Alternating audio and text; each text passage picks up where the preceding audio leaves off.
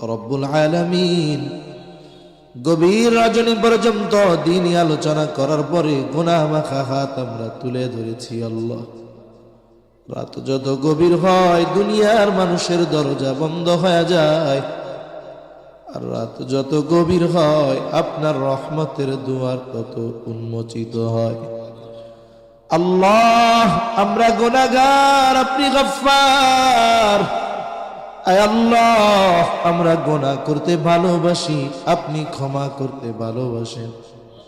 আপনি আপনার গফুর, গফফার, রহিম, রহমান নামের ওসিলায় যে যেখান থেকে হাত উঁচু করেছে আল্লাহ আমাদের বিগত জীবনের সব ধরনের গুনাহগুলো মাফ করে দেন।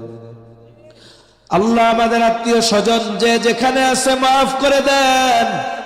খাস করে যারা দুনিয়া ছেড়ে চলে গেছে মাফ করে কবরগুলো আপনি জান্নাতের টুকরো বানায়া দেন রব্বুল আলামিন।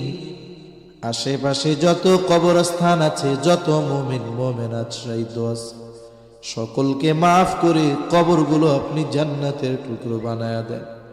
আয় আল্লাহ, খাস করে অত্র প্রতিষ্ঠানের জন্য জমিদাতা এই মসজিদের পাশে শহীদ আছে আল্লাহ রব্বুল আলামিন, তাদের মাফ করেন, জান্নাতে উচ্চ মাকাম আপনি তাদের দান করেন রব্বুল আলামিন। যারা অসুস্থ সুস্থতা দান করেন আল্লাহ